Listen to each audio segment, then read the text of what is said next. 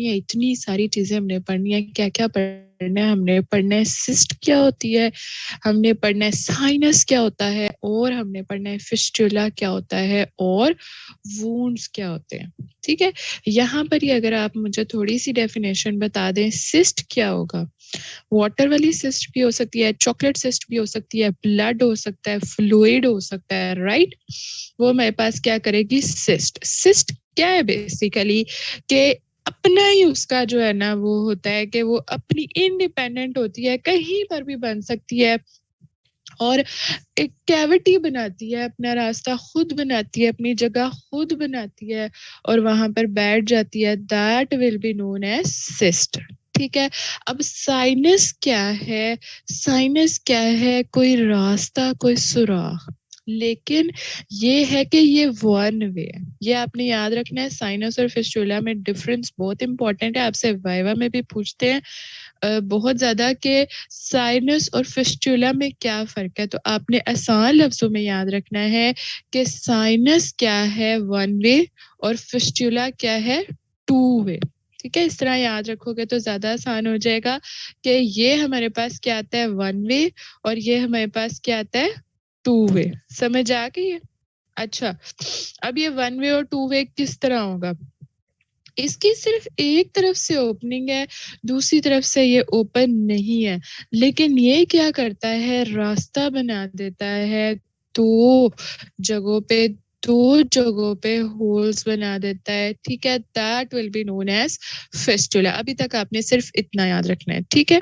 हाँ, अब उसके बाद वूंड का तो मेरा ख़्याल कहता है आप लोगों को बहुत अच्छे से पता होगा सर्जरी में, और आप लोग बचपन से पढ़ते आ रहे हो वूंड क्या होता है। किसी भी वजह से इन्फ्लिक्टेड काफ़ी सारी आप लोगों ने फोरेंसिक में भी टाइप्स पढ़ी हैं वुंड की। कोई भी हर्ट या कोई भी बॉडी के ऊपर external force, external temperature, by hook by crook, किसी भी वजह से सर्जिकल इंटेंशन या अनइंटेंशनली कुछ भी बॉडी के ऊपर डिमार्केशन हो या उसके ऊपर किसी भी किस्म की इंसल्ट, हर्ट या कोई कह लें कि डैमेज आए तो उसको हम क्या कहते हैं? वुंड, ठीक है? अच्छा, हर्ट की डेफिनेशन याद है बचपन में जब आप लोगों ने फोरेंसिक में पढ़ी थी? एक्सेप्ट डेथ, उसके अंदर सारी की सारी चीजें आ रही थी, ठीक है? अच्छा, ये तो हमारे पास ब्रॉडली क्लासिफिकेशन होगी इस चैप्टर की कि हमने इस चैप्टर में ये 4 चीजें पढ़नी है। अब इन 4 चीजों के आगे पूरा का पूरा घर, उस घर में कितने लोग हैं, कितनी टाइप्स हैं, हर टाइप का क्या-क्या मतलब है, हर टाइप अपने-अपने नाम से जुड़ी हुई है, वो सारी चीज़ें आपने पढ़नी है, ठीक है?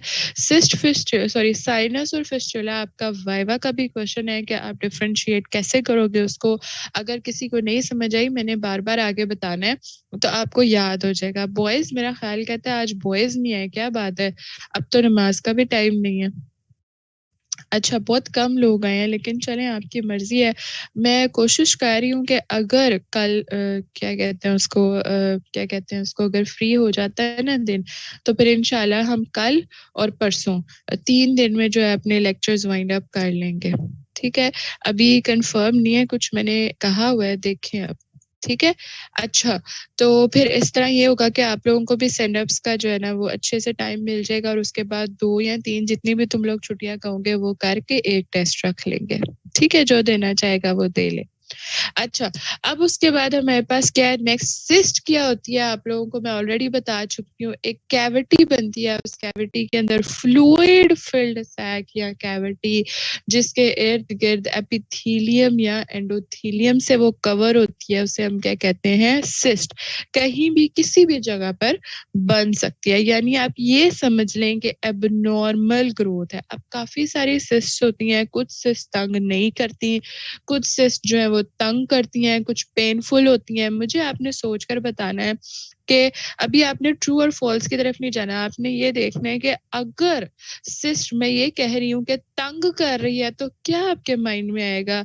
अगर उसके नीचे कोई वाइटल ऑर्गन है, या अगर उसका साइज़ बढ़ रहा है और उसकी वजह से प्रेशर डेवलप हो रहा है, स्ट्रैंगुलेशन के चांसेस हैं प्रेशर की वजह से, डैमेज होने के चांसेस है ऑर्गन या टिश्यू को, तो उसको हम कहेंगे कि वो तंग करने वाली सिस्ट है। और अगर जो है वो तंग नहीं कर रही, सबक्यूटेनियस है, सिर्फ ऐसी बनी हुई है लाइपोमा की वजह से या किसी और वजह से, तो हम उसको छेड़ते नहीं छेड़ते। विद द टाइम या तो वो खुद रप्चर कर जाती है, या जब तक वो नहीं आपको तंग करती तब तक हम भी उसे नहीं छेड़ते। ठीक है, इतनी बात समझ आ गई है। अब उसके बाद हमारे पास नेक्स्ट क्या है कि ट्रू और फॉल्स सिस्ट क्या होती है।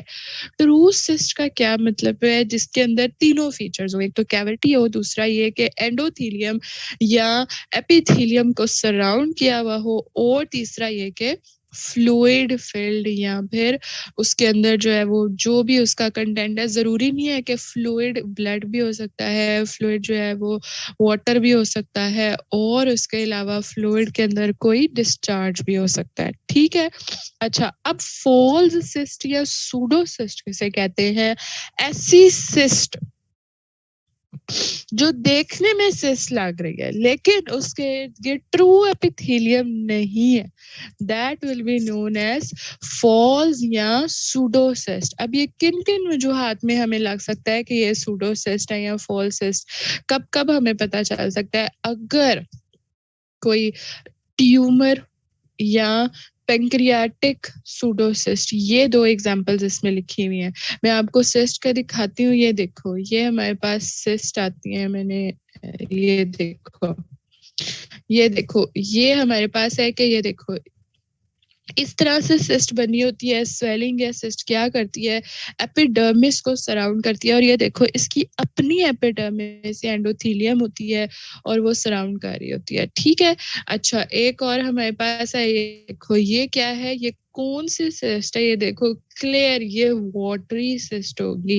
ये कौन सी सिस्ट है? ये एब्डोमिनल भी हो सकती है, वैसे ये ओवेरियन सिस्ट है। ठीक है, ज्यादातर फीमेल्स में कॉमन है। ठीक है, ये तो हमारे पास होगी ट्रू सिस्ट। लेकिन अगर इसके इर्द गिर्द एंडोथीलियम सराउंड नहीं कर रही, फाइब्रस कैप्सूल सराउंड कर रहा है, यस, बहुत ह्यूज, इससे भी ह्यूज ह्यूज होती हैं, और उसके अलावा छोटी भी होंगी, बड़ी भी होंगी, डिपेंड करता है कि जो है वो डिपेंड करता है, इनका कोई वो नहीं होता, मैं दीन ईमान नहीं होता, ये छोटी भी रह जाती हैं, बड़ी भी होती हैं। हाँ, अगर ये ज्यादा बड़ी हैं, तंग कर रही हैं, कोई सेकेंडरी इफेक्ट शो कर रही हैं, पेन कर रही हैं, तो फिर हम इसे रिमूव कर देते हैं, वरना हम इसे रिमूव नहीं करते। बहुत सी में लाइपोमा भी होता है, ठीक है ना, वो फैट की वजह से भी होती हैं। ठीक है, अच्छा, ये आपने देख ली सिस्ट। अगर वो रप्चर कर जाए तो भी कोई इशू नहीं होता। ठीक है, वो खुद ही रप्चर कर जाती हैं। आप किडनीज में भी काफी सारी आप सिस्ट देखोगे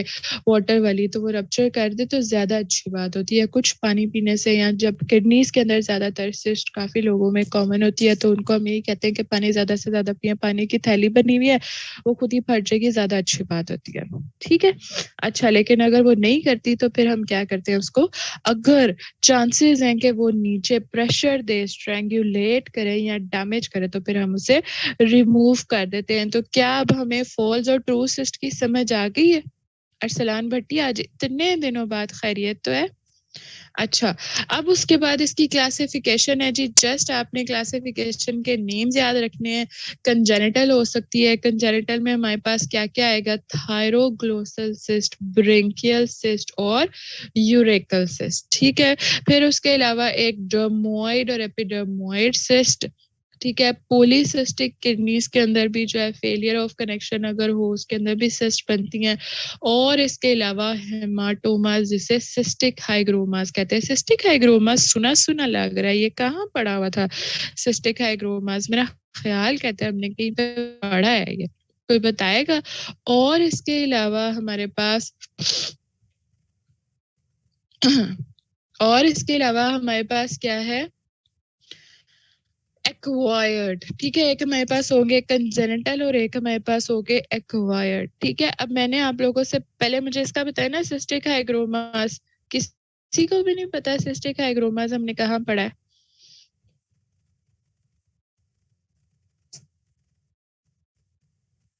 हाँ बिल्कुल, ये तो पता है, लेकिन हमने पढ़ा कहाँ था? हाँ बिल्कुल, याद आया है कुछ? हाँ, ठीक है? अच्छा,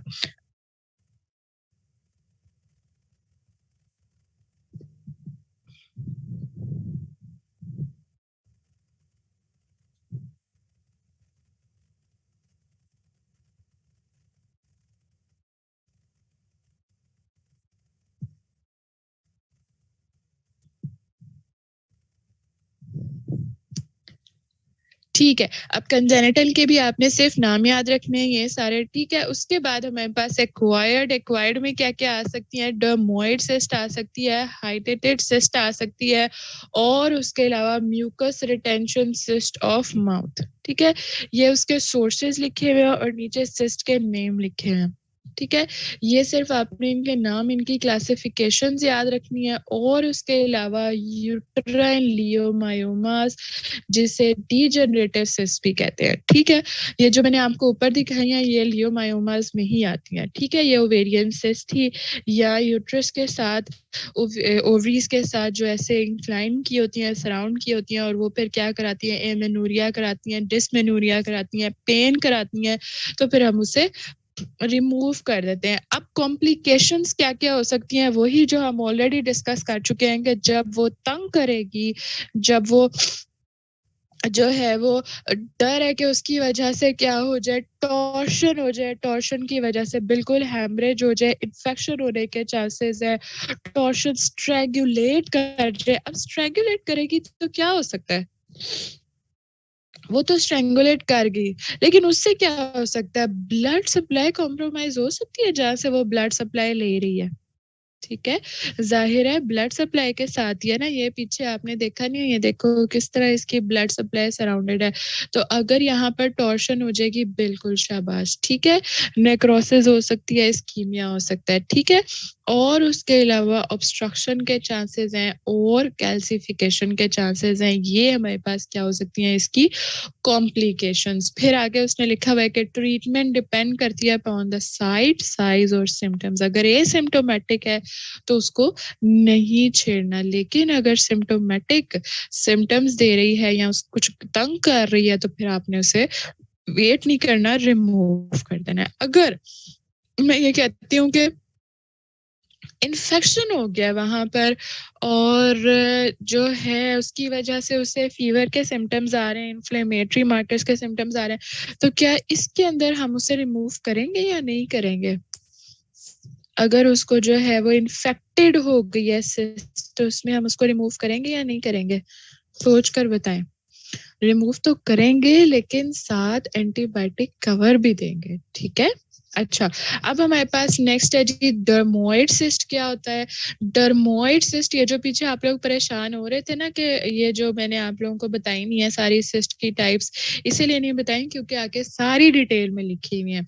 ठीक है? तो अगर किसी के माइंड में ये था कि मैम ऐसे ही पढ़ के निकल गई हैं, तो वो यहाँ पर परेशान ना हो। डर्मोइड सिस्ट क्या होती है? ऐसी सिस्ट जो स्क्वेमस एपिथेलियम को लाइन कर रही होती है और उसके अंदर हमारे पास क्या होते हैं? डीस्क्वेमेटेड सेल्स जिस इसको इसको हम क्या कहते हैं? Dermoid cyst. स्क्वेमस एपिथेलियम का नाम सुना हुआ है? कोलमनर एपिथेलियम, स्क्वेमस एपिथेलियम, फिर उसके अलावा और काफ़ी सारे एपिथेलियम्स भी हैं। कोई बता सकता है मुझे टाइप्स ऑफ एपिथेलियम? तो डर्मोइड सिस्ट ऐसी सिस्ट होगी जिसके अंदर एक तो डर्मोइड का मुझे मतलब बताएं, क्या आपके माइंड में आता है डर्मोइड का मतलब? इसके अंदर हमारे पास क्या-क्या चीज़ें आती हैं? हाँ जी, इसके अंदर हमारे पास कौन-कौन से कोई ग्लैंड्स भी आते हैं, वेरी गुड शाबाश। एक तो हमारे पास स्किन आएगी, स्किन के साथ और भी कुछ आ सकता है। ग्लैंड्स आ सकते हैं, स्वेट ग्लैंड्स या फिर सेबेशियस ग्लैंड्स, ठीक है? वेरी गुड शाबाश, ठीक है? तो इसके अंदर अगर मैं ये कहूँ कि साथ इसके मिक्सचर है स्वेट ग्लैंड्स का, सेबेशियस ग्लैंड्स का और साथ में स्क्वेमस एपिथेलियम के साथ ये लाइन कर जाए और अपनी एक कैविटी बना दे, उस कैविटी का कैरेक्टरिस्टिक ये होगा कि उसकी जो लाइनिंग है एपिथेलियम की वो क्या होगी? स्क्वेमस एपिथेलियम और उसके अंदर क्या होगा? उसके अंदर mixture of sweat sebum glands होंगे, तो फिर मैं उसे क्या लेबल करूँगी? Dermoid cyst. समझ आ गई डर्मोइड सिस्ट क्या होती है? अब आगे उसकी टाइप्स हैं जी, कौन-कौन सी कंजेनिटल हो सकती है, implantation dermoid cyst, teratomatous dermoid cyst और ट्यूबुलो एम्ब्रियोनिक डर्मोइड सिस्ट। अब ये कंजेनिटल से क्या मुराद है? कंजेनिटल से क्या मुराद है? जो बचपन से मुराद के एम्ब्रियोनिकली कोई डिफेक्ट है, उसकी वजह से ये सिस्ट डेवलप हुई है। कैसे हो सकती है ये सिस्ट डेवलप? कोई बता सकता है? शाबाश। ये देखो यहाँ पर लिखा भी हुआ है, इसकी एग्जांपल्स लिखी हुई है, उससे अगर आप थोड़ा सा अपने माइंड में लेकर आओ। along the line of embryonic fusion, जब embryonic fusion हो रही होती है डर्मल सेल्स की वजह से, वहां पर अगर कोई खराबी आती है, उस दौरान में जो सिस्ट बनती है उसको हम क्या कहते हैं? कंजेनिटल या सिक्वेस्ट्रेशन डर्मोइड सिस्ट। ठीक है जी, सिर्फ आपने इसके नाम याद रखने हैं। इसमें जो सिस्ट है उसकी टाइप्स के नाम, और आगे मेजर क्लासिफिकेशन में आपने याद रखना है कि कोई भी सिस्ट हो जो जो इम्पोर्टेंट होगी वो मैं आपको करा दूंगी। इसकी टाइप्स के आपने जस्ट नेम याद रखने हैं, ठीक है? इसीलिए मैंने इसको जो है ना वो आपके साथ साथ इसको मार्क करवा रही हूँ। ये नेम आपने याद रखने हैं, ठीक है? अच्छा, अब कंजेनिटल यहाँ पे सिक्वेस्ट्रेशन डर्मोइड सिस्ट कौन सी सिस्ट है? ऐसी सिस्ट जो कि एम्ब्रियोनिक फ्यूजन के दौरान डर्मल सेल्स की वजह से बनेगी, उसको हम क्या कहेंगे? कंजेनिटल या सिक्वेस्ट्रेशन डर्मोइड सिस्ट, ठीक है? अब एक लिखा हुआ है इम्प्लांटेशन डर्मोइड सिस्ट। ये इम्प्लांटेशन डर्मोइड सिस्ट क्या होगी?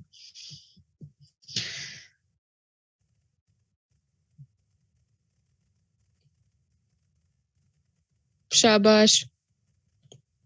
अगर अगर किसी जगह पर बार बार कट लग रहा है ट्रॉमा की वजह से, शार्प इंस्ट्रूमेंट्स की वजह से, रिपीटेड ट्रॉमा की वजह से, तो उस जगह पर क्या होगा? एपिडर्मल सेल्स इम्प्लांट कर जाते हैं विद द सबक्यूटेनियस प्लेन, और वहां पे प्रोलिफरेट करके क्या बनाएंगे? एक अपनी कैविटी बना लेंगे lining with the subcutaneous plane. इसमें कौन सा, बताएं मुझे, डर्मोइड सिस्ट में आपने कौन सी एपिथेलियम पढ़ी थी? अगर किसी को भूल गया है तो जल्दी से मुझे बताएं। इस तरह तो हम अपना चैप्टर कभी भी खत्म नहीं कर सकेंगे जिस तरह तुम लोग सोई हुई अवाम बने हुए हो। स्क्वेमस एपिथेलियम, ठीक है? अच्छा, अब मुझे ये बताएं कि अगर रिपीटेड ट्रॉमा के साथ अगर अगर शार्प इंस्ट्रूमेंट्स, ये किस उसमें होता है कि बार बार चोट लगती है, बार बार ये होता है? अगर कोई लेबर है, राइट, या कह लो कि कोई टेलर है, ठीक है? वेरी गुड, शाबाश। या उसके अलावा कोई और आपके माइंड में आता है प्रोफेशन जिसमें बार बार चोट लगती है? ये जो क्या कहते हैं उसको, प्लम्बर होते हैं कि कौन होते हैं जो कील वगैरह ठोकते हैं, उनको भी अक्सर जो है हैमर से जो है चोट लग जाती है ना, नेल्स जब वो लगाते हैं वॉल में, ठीक है? इन सब के अंदर हमारे पास बिल्कुल वुमेन वर्किंग एट होम, बिल्कुल ये भी आपने सही कहा है, ठीक है? तो ये हमारे पास क्या आ सकती हैं? इसके अंदर जो सिस्ट बनेंगी वो हमारे पास क्या बनेंगी? इम्प्लांटेशन डर्मोइड सिस्ट, ठीक है? फिर उसके बाद हमारे पास है टेराटोमेटस डर्मोइड सिस्ट। अब टेराटोमेटस डर्मोइड सिस्ट में हमारे पास एक नाम इसने लिखा हुआ है टेराटोमा। टेराटोमा से क्या मुराद है? शाबाश, जल्दी से बताएं मुझे।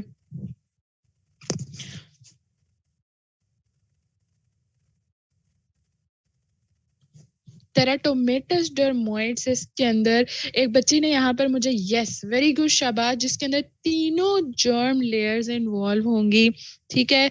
उसके अंदर क्या होता है कि टेराटोमेटस क्या होगी कि उसके अंदर सेल्स,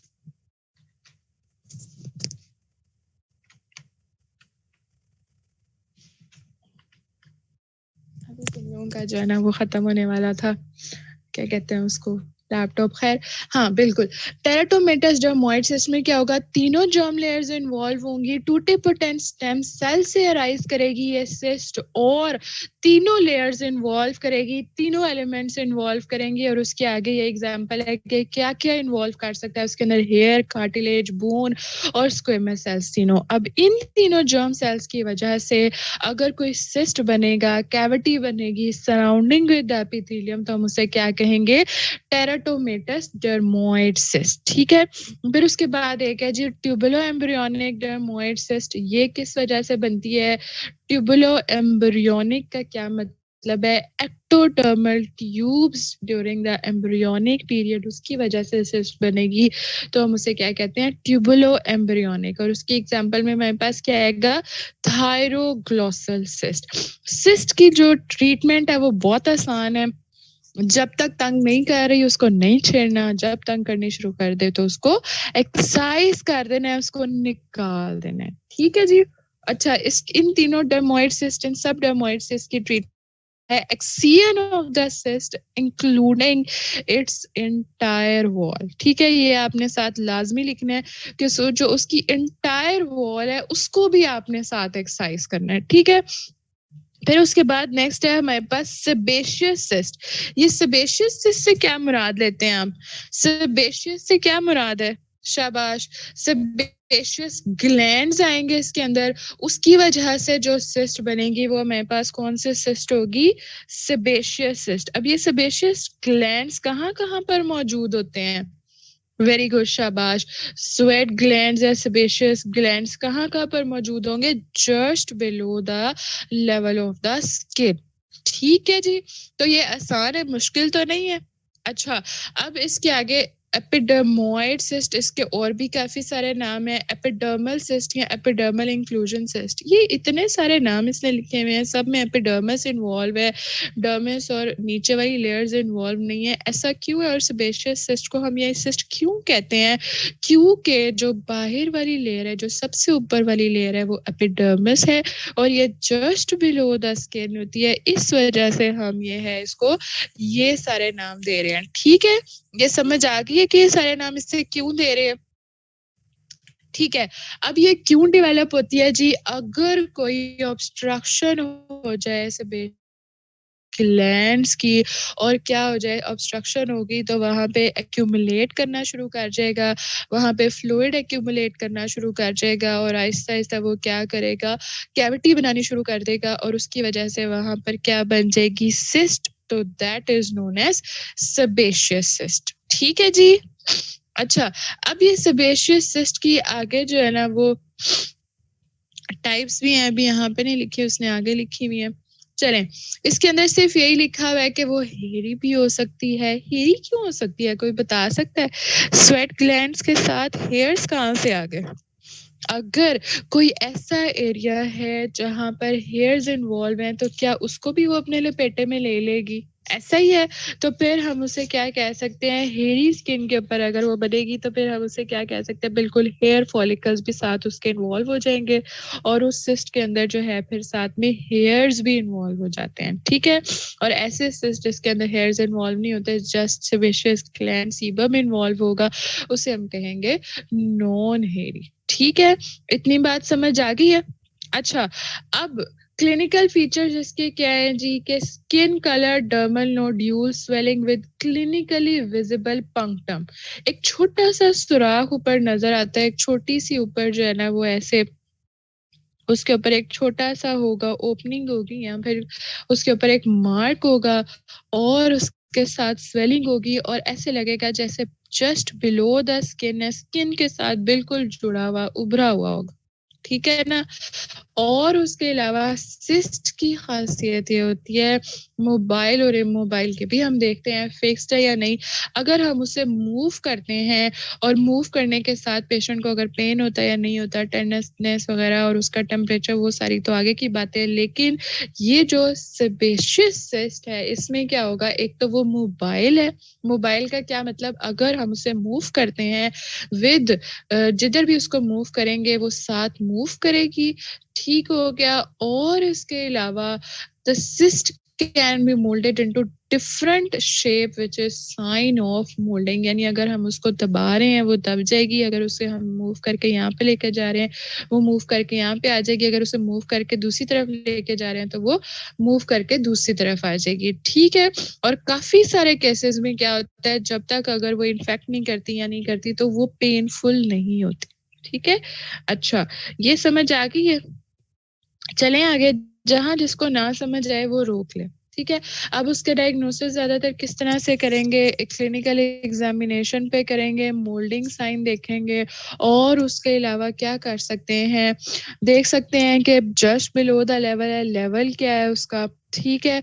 और ये तो वैसे इतना नहीं हम कर सकते, हिस्टोलॉजिकल एग्जामिनेशन पे हम कर सकते हैं, क्लिनिकल एग्जामिनेशन पे नहीं, कि इस सिस्ट की वॉल कंसिस्ट क्या कर रही है, स्ट्रेटिफाइड स्क्वेमस एपिथेलियम या कौन सी एपिथेलियम है, फिर हमें पता लग सकता है।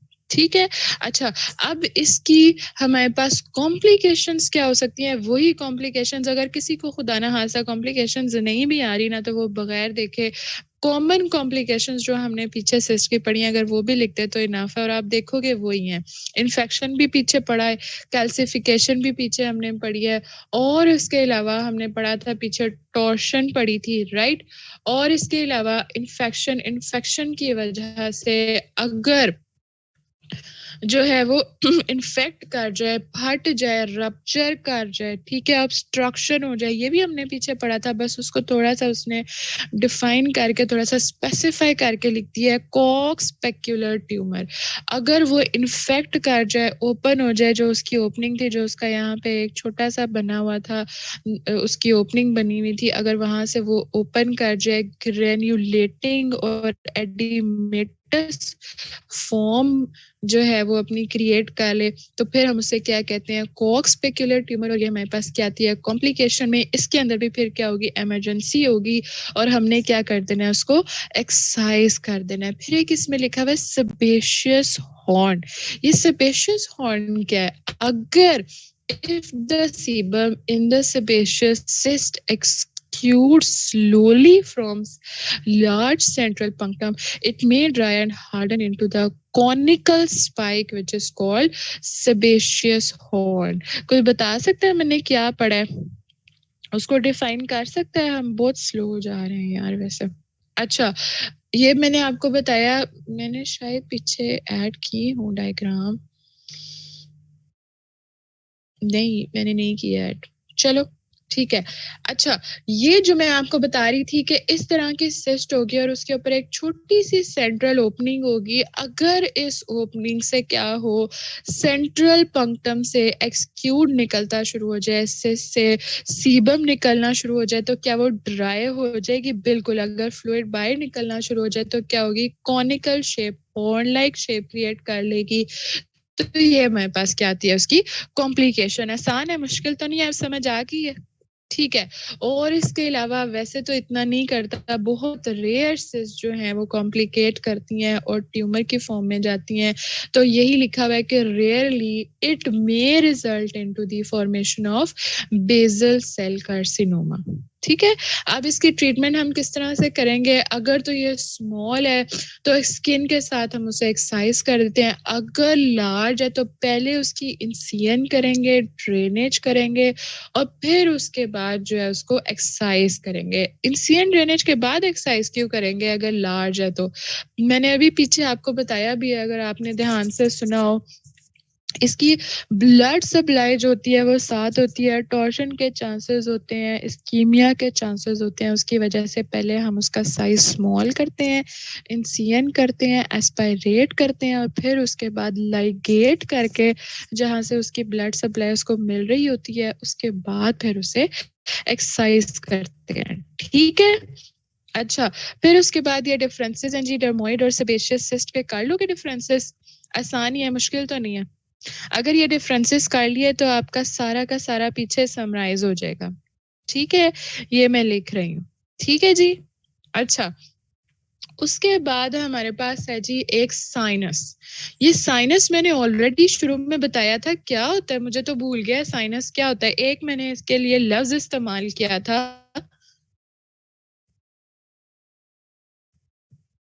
जल्दी से बताएं मुझे, सिर्फ एक लड़का मौजूद है हमारे साथ। वन वे, बिल्कुल ठीक है।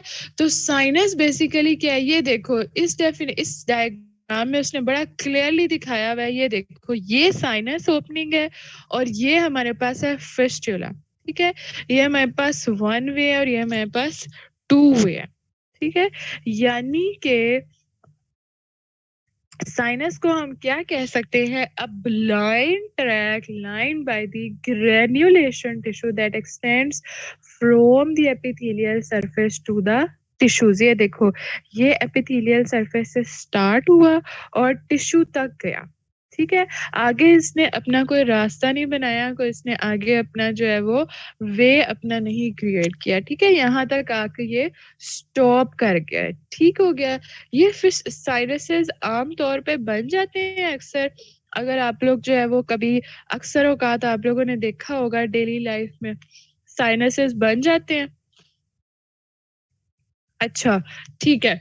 सोचो जल्दी से और मुझे बताओ, साइनसेस बन जाते हैं और साइनसेस ज़्यादा कॉम्प्लिकेटेड होते हैं या फिस्टुला? बिल्कुल सही कह रही हैं आप अलीना। मुझे बताएँ कि साइनस ज़्यादा कॉम्प्लिकेट करेंगे या फिस्टुला ज़्यादा कॉम्प्लिकेट करेगा? और अगर मैं कहूँ कि फिस्टुला ज़्यादा कॉम्प्लिकेट करेगा तो क्यों करेगा? बिकॉज़ बिल्कुल आप सही कह रहे हैं, क्योंकि that is the two way procedure. Sinus का फ़ायदा ये है कि ये सिर्फ़ एपिडर्मल टिश्यू और एपिडर्मल सरफेस और साथ टिश्यू को इन्वॉल्व कर रहा है। हीलिंग प्रोसीजर स्टार्ट होगा, कम्युनिकेशन नहीं हो रही होगी जिस तरह फिस्टुला में है, लेकिन फिस्टुला में क्या होगा कि ये देखो, दोनों तरफ से, यहाँ से इन्फेक्शन आ रहा है, अगर मैं यहाँ से इन्फेक्शन को कंट्रोल करूँ तो वो यहाँ तक स्टॉप हो जाएगा। लेकिन ये देखो, ये इन्फेक्शन ना सिर्फ एपिथेलियम बल्कि टिश्यूज़ को भी इन्वॉल्व कर रहा है और उसके नीचे मसल्स को भी इन्वॉल्व कर रहा है। ठीक है? चलें जी, ठीक है। थोड़ी-सी समझ आ गई आप लोगों को, मेरा ख़्याल कहता है साइनस और फिस्टुला की। आईफ़ोन को आज हम बहुत मिस कर रहे हैं, आईफ़ोन देखें ज़रा कहाँ पे है?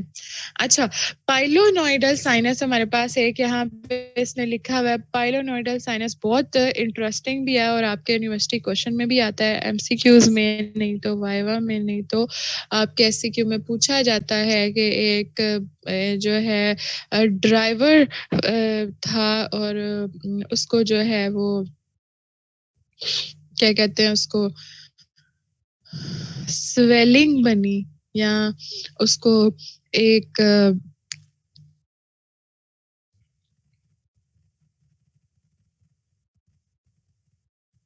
रप्चर हुआ स्किन का और वो आपके पास आया है, तो that will be known as with sinus. कोई भी हिस्ट्री, कोई भी क्लिनिकल फीचर साथ दिए जाएंगे साइनस के, तो इस तरह से आपसे पूछा जा सकता है या डायरेक्टली ये भी पूछा जा सकता है कि पाइलोनोइडल साइनस किस में ज़्यादा कॉमन होता है।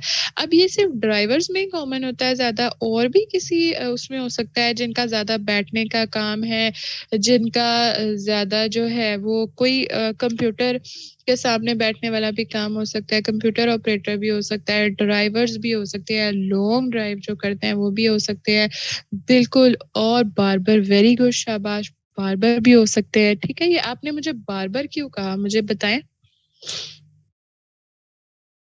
स्टूडेंट्स कैसे होंगे? स्टूडेंट्स क्या बैठे रहते हैं? अच्छा, बार्बर का आपने क्यों कहा? बिल्कुल, क्या होता है कि वो उनके, बिल्कुल शाबाश, हेयर कट करते हैं और क्या होता है कि उनकी फिंगर्स के अंदर क्या होता है, वो जो क्या कहते हैं उसको, हर वक़्त उनकी फिंगर्स के अंदर वो होती है सीज़र, ठीक है? उसकी वजह से फिंगर्स जो है वो क्लोज़ रहती हैं, बिल्कुल अनहाइजीनिक भी होती है, ठीक है? तो इसका मतलब आप लोगों को मेरे से ज़्यादा आता है माशाल्लाह। तो पाइलोनोइडल साइनस अगर मैं डेफिनिशन के हिसाब से कहूँ तो क्या होगी? एपिथेलियल ट्रैक बन जाता है, इस तरह का ट्रैक बन जाता है, साइनस बन जाता है just below the skin of the natal cleft, distance between the anus and generally contains hair, ठीक है? ये देखो, इस तरह का जो साइनस बनेगा उसे हम कहते हैं पाइलोनोइडल साइनस। ये देखो, और इसकी ख़ासियत क्या है कि इसके अंदर क्या होते हैं, साथ हेयर्स भी इन्वॉल्व हो जाते हैं। और ये देखो, ये ट्रैक किस तरह से इन्वॉल्व कर रहा है और साथ में ये देखो, ये उभार, ये रेडनेस, ये क्या चीज़ है? इन्फ्लेमेशन के साइन्स हैं, ठीक है? पेशेंट कंप्लेन करेगा रेडनेस की, पेन की, इचिंग की। ठीक हो गया? समझ आ गई है बात? चलें जी, ठीक है। ठीक हो गया। और उसके अलावा ये देखो, इस तरह से जो है ना वो ये पाइलोनोइडल साइनस बनता है। ज़्यादा किस वजह से ये वैसे पाइलोनोइडल साइनस बनता है, अगर मैं डीप ड्राइवर्स या उसमें कहूँ, रगड़ लगने की वजह से, प्रेशर की वजह से और फ्रिक्शन की वजह से, ऐसे ही है? ठीक है। यस, प्रेशर और फ्रिक्शन की वजह से, ठीक है? तो क्या अब आप लोग बता दोगे कि ये क्यों बनते हैं? ठीक हो गया। अब इसका आपने लफ्ज़ी मायने देख लेना जी, पाइलोनोडल का क्या मतलब है, अब तो पता चल गया आपको। नेस्ट ऑफ हेयर्स क्या मतलब कि उस साइनस के अंदर क्या इन्वॉल्व होंगे, साथ हेयर्स भी इन्वॉल्व होंगे, ठीक है। अब उसकी पैथोफिजियोलॉजी हम ऑलरेडी डिस्कस कर चुके हैं। वाइब्रेशन और फ्रिक्शन उसकी वजह से क्या होगा, एक्यूमुलेट करेंगे, साथ हेयर्स भी इन्वॉल्व करेंगे और उसकी वजह से वहाँ पे जो साइनस बनेगा that will be known as pilonidal sinus, ठीक है। अब ये पाइलोनोइडल साइनस क्या है, जब उसके कोई भी अगर साइनस ट्रैक या कोई भी अगर फॉरेन बॉडी स्किन के अंदर इन्वॉल्व करती है, कुछ भी होता है, तो क्या होता है, पेन होती है, इन्फ्लेमेशन होती है, राइट, रेडनेस होती है। तो क्या हो सकता है, उसको पेन होगी, रेडनेस होगी, इन्फ्लेमेशन होगी, और क्या होगा, बॉडी को क्या रिस्पॉन्ड आएगा, फॉरेन बॉडी का रिस्पॉन्ड आएगा। इस वजह से ये सारे इन्फ्लेमेटरी रिएक्शंस होंगे, ठीक है। अच्छा, अगर जो है, अगर स्टार्ट हुई है और अगर उसने इलाज नहीं करवाया, नहीं उसको लग रहा, तो क्या ये क्रोनिक में चेंज हो सकती है? बिल्कुल हो सकती है, ठीक है। अगर उसने अपना प्रोफेशन चेंज नहीं किया, अगर उसने जो है वो उसको टाइम पर नहीं देखा, तो क्या ये क्रोनिक डिसीज में चेंज हो सकती है? ठीक है। तो ये हमारे पास क्या है जी, क्रोनिक पाइलोनेडल डिजीज में भी चेंज कर सकती है अगर ये इन्फ्लेमेशन प्रोलॉन्ग करे तो, ठीक है। अच्छा, अब जब ये क्रोनिक में चेंज करेगी तो अब वो हमारे पास आएगा, आकर क्या कहेगा कि भाई मुझे ये मसला है, इसका इलाज करो। किस तरह से इलाज करोगे? क्लिनिकल फीचर्स आप लोग देख चुके हो, ज्यादातर ऐसे पेशेंट्स में होगा, मेन में होगा ज्यादा। मेन में क्यों होगा, कोई बता सकता है मुझे? मेन में क्यों होगा और फीमेल्स में क्यों नहीं होगा, कम होगा फीमेल्स में? बॉयज ही मुझे बताएं। बिल्कुल शाबाश, हेयर ज्यादा होते हैं इस वजह से, ठीक है। और उसके अलावा अगर क्लिनिकल फीचर्स में क्या होगा, इन्फ्लेमेशन के साइंस आएंगे, एब्सेस के साइंस आएंगे, डिस्चार्ज ऑफ पस की हिस्ट्री आएगी उसमें से, और साइनस फॉर्मेशन होगी। कितनी होंगी, जो उसकी एक्सटर्नल ओपनिंग है वो 5 centimetre above the anal verge होती है।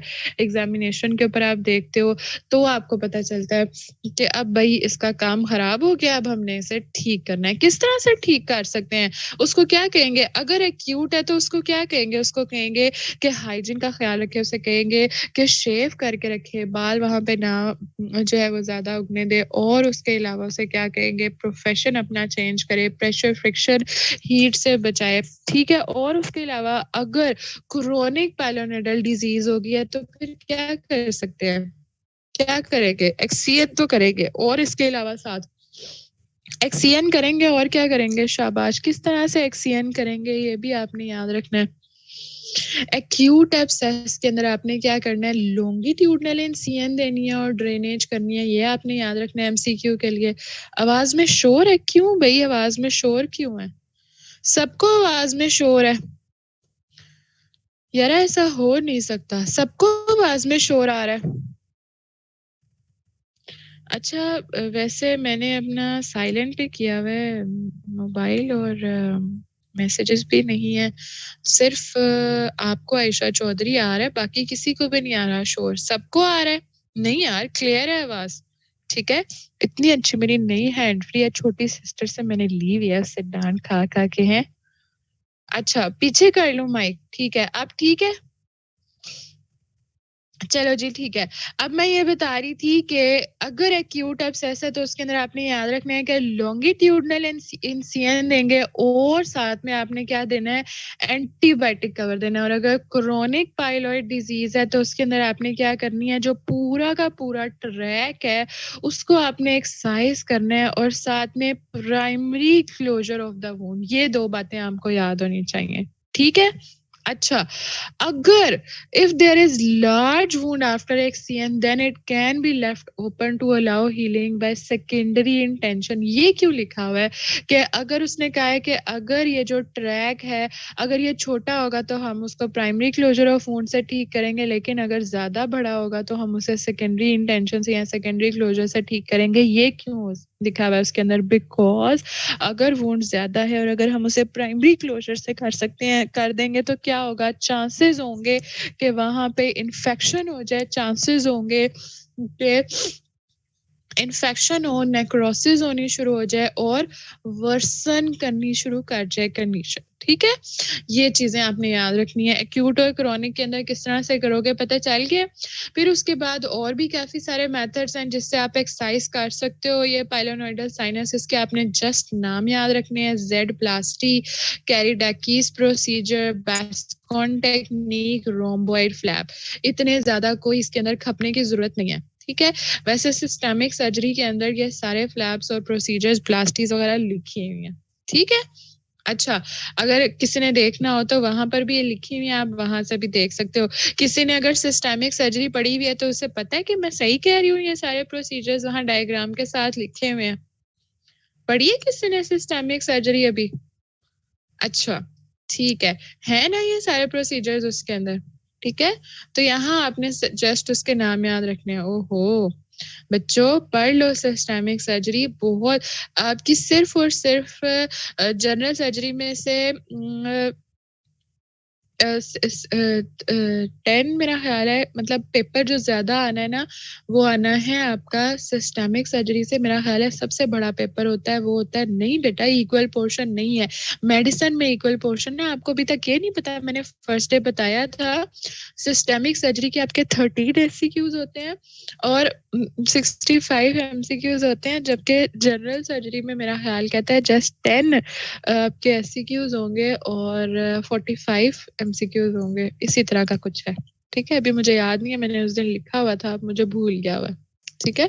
तो ये आप गलतफ़हमी है आपको, systemic is more tougher than general, लेकिन वो आपको इसलिए मुश्किल नहीं लगती क्योंकि आप जब जनरल बेसिक पढ़ लेते हो, तो फिर आपको सिस्टमिक इतनी ज़्यादा मुश्किल नहीं लगती, ठीक है?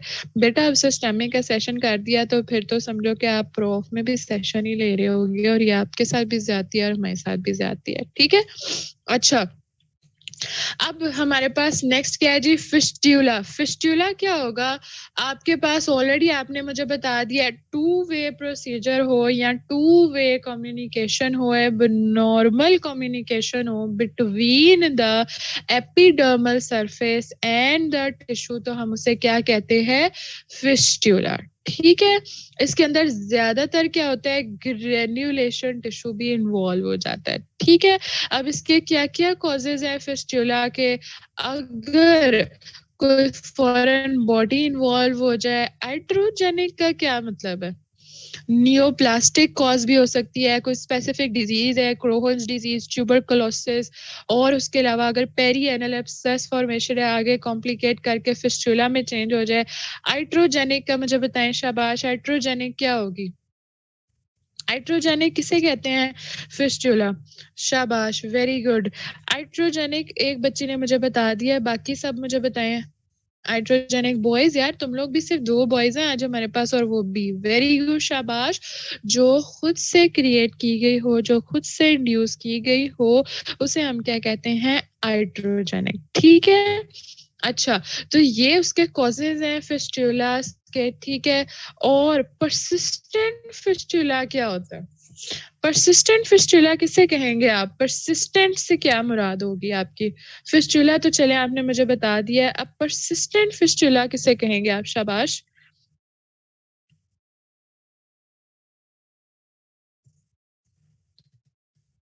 पर्सिस्टेंट फिस्टुला कौन-सा होगा? रिकरेंट बिल्कुल सही कह रहे हैं आप और उसके अलावा रीअकरेंस हो, जिसमें रीअपेयरेंस हो, जिसमें वो हमारे पास क्या होगा? पर्सिस्टेंट फिस्टुला, ठीक है? अब उसके क्या-क्या कॉजेज़ हो सकते हैं? अगर कोई फॉरेन बॉडी इन्वॉल्वमेंट है, रेडिएशन थेरेपी की वजह से, इम्यूनो सप्रेशन की वजह से, आगे उसकी कॉजेज़ लिखी हुई हैं, किस-किस वजूहात की वजह से इम्यूनो सप्रेशन होती है, एपिथेलाइज़ेशन की वजह से, नियोप्लाज़्म की वजह से या फिर कोई डिस्टल ऑब्स्ट्रक्शन हो जाए उसकी वजह से, ठीक है? ये आपके पास क्या थी? जनरल कॉजेज़ थी, ठीक है? और ये आपके पास क्या है? पर्सिस्टेंट फिस्टुला की कॉजेज़, ठीक है? तो ये आपने जस्ट इनकी कॉजेज़ याद रखनी है। अब आप इसको किस तरह से इन्वेस्टिगेट करोगे? सबसे पहले आपने क्या करना है? माइक्रोबैक्टीरियल एग्ज़ामिनेशन, ये किस तरह से कर सकते हैं माइक्रोबैक्टीरियल एग्ज़ामिनेशन? कोई बता सकता है? वहाँ से उसकी स्क्रैपिंग्स लेंगे और क्या करेंगे, कल्चर सेंसिटिविटी के लिए भेजेंगे, तो क्या माइक्रोबैक्टीरियल एग्जामिनेशन हो सकता है वहाँ पे? ठीक है। और उसके अलावा क्या कर सकते हैं, बिल्कुल कल्चर सेंसिटिविटी। और साइनोग्राफी क्या होता है जी, उसमें आप क्या करते हैं, एक्स-रेज़ के साथ आप देखते हैं, इंजेक्ट करके, जिस तरह आप कहते हैं डाई इंजेक्ट करके देखेंगे, ठीक है?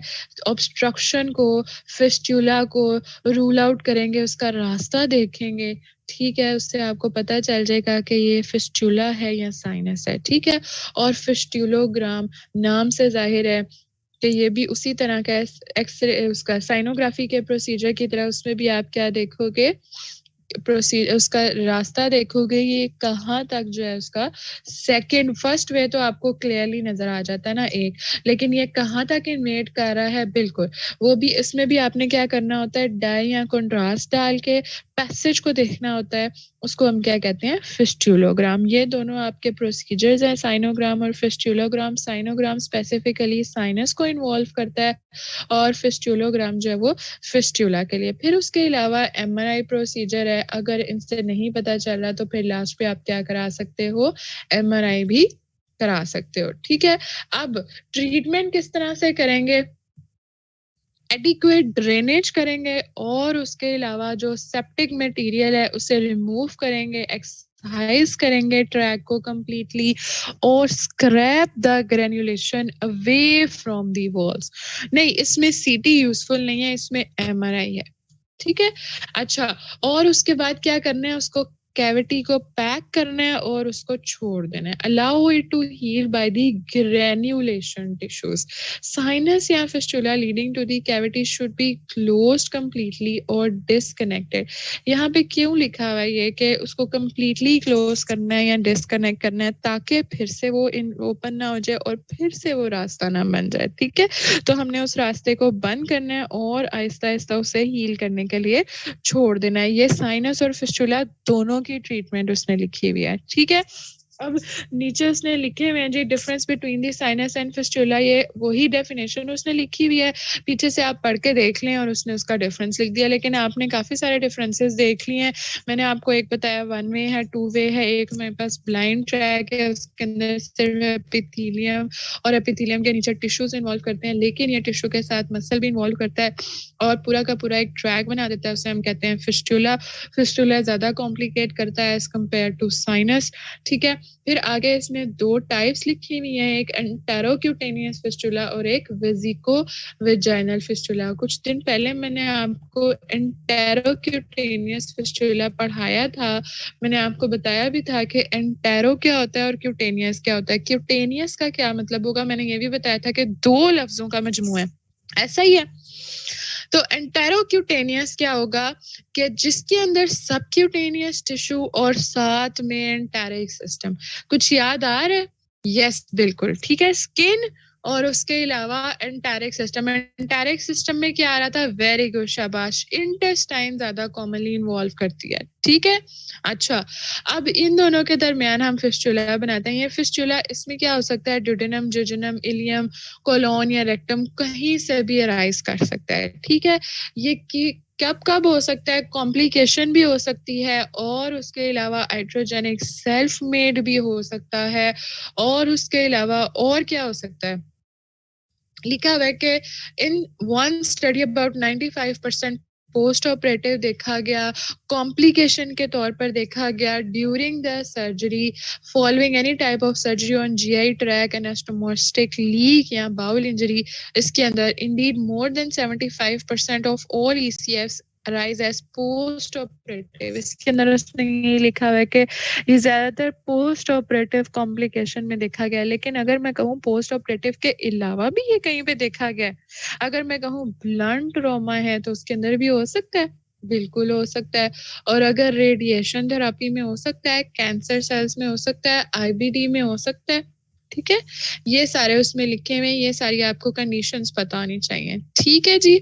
अच्छा, अब इसके अंदर ये जो फिस्टुला है, इसके अंदर क्या-क्या फीचर्स आएँगे, आपको किस तरह से पता चलेगा, क्या मसला आएगा उसको? कोई मुझे फीचर्स बता सकता है? क्या-क्या फीचर्स आएँगे उसके? साइंस या फीचर्स, क्लिनिकल फीचर्स, शाबाश। कोई भी फॉरेन बॉडी, ये फॉरेन बॉडी का काम करेगी ना, कोई भी फॉरेन बॉडी इन्वॉल्व हो या कुछ हो तो क्या होता है, हमारे पास इन्फ्लेमेटरी रिस्पॉन्स स्टार्ट होता है।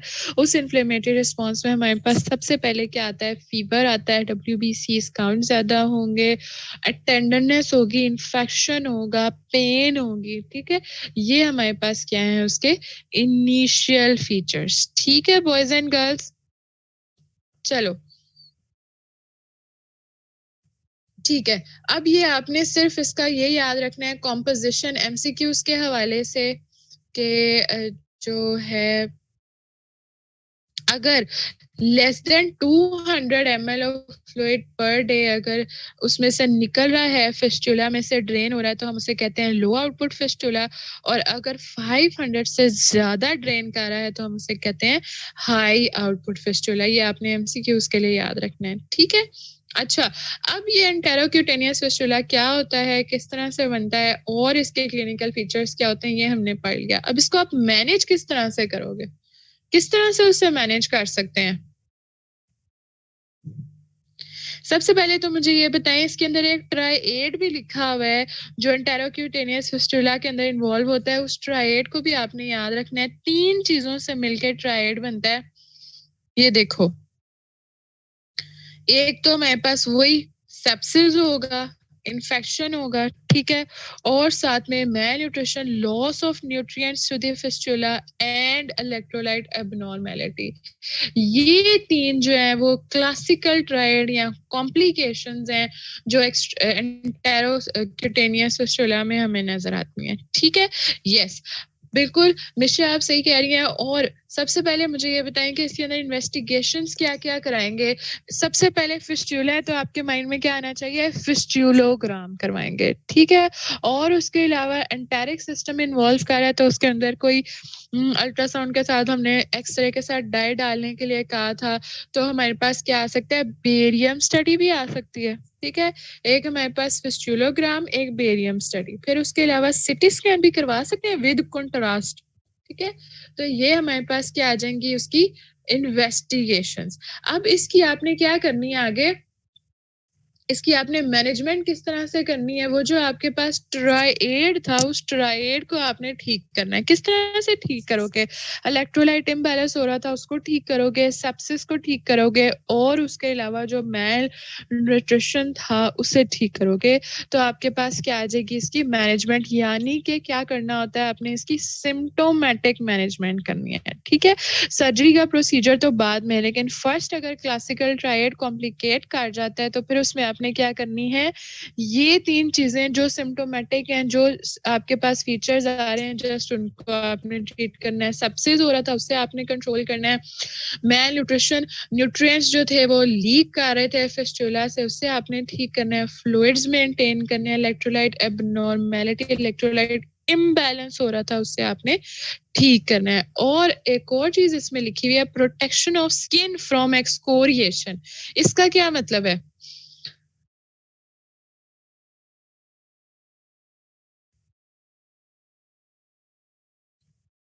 एक्सकोरिएशन, जो स्किन जहाँ पे फिस्टुला बना हुआ है, क्या कर सकते हैं उसको, बिल्कुल सोच कर बताएं, शाबाश। बिल्कुल, वहां पे स्किन लियन ना बने, फर्दर एक्सकोरिएट ना करे, फर्दर कॉम्प्लिकेट ना करे, उसको आपने उस स्किन को उस जो क्यूटेनियस लेवल के ऊपर जहाँ पे फिस्टुला बना हुआ है उससे भी प्रोटेक्ट करना है, ताकि वो फर्दर कंटामिनेट ना करे। और फर्दर जो है वो बिल्कुल डिस्चार्ज ड्राई होगा, तभी वहां पर जो है, बिल्कुल अरीना आप ठीक कह रही हैं, तभी वहां पे वूंड हीलिंग होगी। फिर उसके बाद हमारे पास है जी आर्ट्रियोवीनस फिस्टुला। ये कर लेते हैं, उसके बाद 5 मिनट की ब्रेक देती हूँ, फिर हम वूंड्स कर लेंगे, ठीक है। अच्छा, आर्टियोवीनस फिस्टुला को हम एवी फिस्टुला भी कहते हैं। ये ज्यादातर आप लोग देखते हो जिन पेशेंट्स के अंदर डायलिसिस हो रहे होते हैं उसके अंदर भी हम करते हैं, ठीक है। और उसके अलावा कंजेनिटल भी हो सकता है ये, एवी फिस्टुला या फिर आर्टेरियोवेनस फिस्टुला। अब इसकी क्या कॉम्प्लिकेशन होगी अगर आर्टरी में कौन सा ब्लड होता है और वीनस में कौन सा ब्लड होता है, एक में ऑक्सीजनेटेड एक में डीऑक्सीजनेटेड, और अगर ये दोनों एक रास्ता बना दें, टू वे कम्युनिकेशन हो, तो क्या होगा कि डीऑक्सीजनेटेड ब्लड जो है वो आर्टरी में जाएगा और उसकी वजह से क्या हो सकता है, कार्डिक आउटपुट जो है उसको कोई इफेक्ट आएगा, increases the venous return and cardiac output, जिसकी वजह से क्या हो सकता है, डीऑक्सीजनेटिंग ब्लड उसमें ज्यादा होगा और उसकी वजह से क्या हो सकता है, बिल्कुल लेफ्ट वेंट्रिकुलर फेलियर हो सकता है। ठीक है, और इसके अलावा ये तो उसकी कॉम्प्लिकेशन है। अब जो हमने खुद बनाए होते हैं, जो एक्वायर्ड भी होते हैं कुछ, जो हम ज्यादातर हीमोडायलिसिस के लिए यूज करते हैं, उसका क्या रोल है? ये तो हमारे पास बिल्कुल डायलिसिस के लिए हम यूज करते हैं, उसका क्या रोल है? उसके अंदर लेफ्ट वेंट्रिकुलर फेलियर नहीं हो सकता? उसका क्या रोल है? शाबाश, कोई मुझे बता सकते हैं उसके अंदर ये किस तरह से इन्वॉल्वमेंट होती है उसकी? डायलिसिस किस तरह से करवाते हैं उसके अंदर? डायलिसिस में बेसिकली क्या हो रहा होता है, ब्लड वॉश कर रहे होते हैं एक तरह का। किस तरह से वॉश कर रहे होते हैं? उसके अंदर से जो यूरिया क्रेट वगैरह है वो यही होता है ना, ऐसा ही कुछ होता है। हाँ, तो इस वजह से हम जो है आर्टियोवेनस फिस्टुला उसके अंदर बनाते हैं और ये कॉम्प्लिकेशन उसमें नहीं आ सकती। ठीक है, अच्छा, अब उसके अलावा हमारे पास क्या है कि इसके अंदर हमारे पास क्या क्या हो सकता है, ब्रूड नजर आएगी, थ्रिल या bruit are present over the large fistulas, और अगर हम उसके ऊपर प्रेशर अप्लाई करें तो फिर वो डिसअपियर हो जाती हैं। ठीक है, ये हमारे पास उसके क्लिनिकल फीचर आएंगे, और उसके अलावा हम उसकी इन्वेस्टिगेशन किस तरह से करवाते हैं, एंजियोग्राफी हम करवा सकते हैं, उसके अंदर हम देख सकते हैं क्या कहते हैं उसको, आर्टरी और वीनस का फिस्टुला। ठीक है, उसकी ट्रीटमेंट किस तरह से करेंगे, अगर तो एट्रोजेनिक है तो फिर नहीं करते, और अगर कंजेनिटल है तो उसकी ट्रीटमेंट किस तरह से करते हैं, सर्जिकल एक्सियन या फिर एंजियोग्राफिक एम्बुलाइजेशन। इसमें क्या करेंगे सोच कर बताएं। जो रास्ता बना हुआ है उस रास्ते को क्या करेंगे, ब्लॉक कर देंगे, ऐसे ही है, वन वे कर देंगे। टू वे को क्या कर देंगे, वन वे कर देंगे, तो क्या ये नॉर्मलाइज हो जाएगा? ठीक है, और patient left ventricular heart failure से बच जाएगा। ठीक हो गया। चलें जी, अब 5 मिनट की जो है ना वो आप ब्रेक ले लें, उसके बाद हम नेक्स्ट फोन स्टार्ट करते हैं। ठीक है।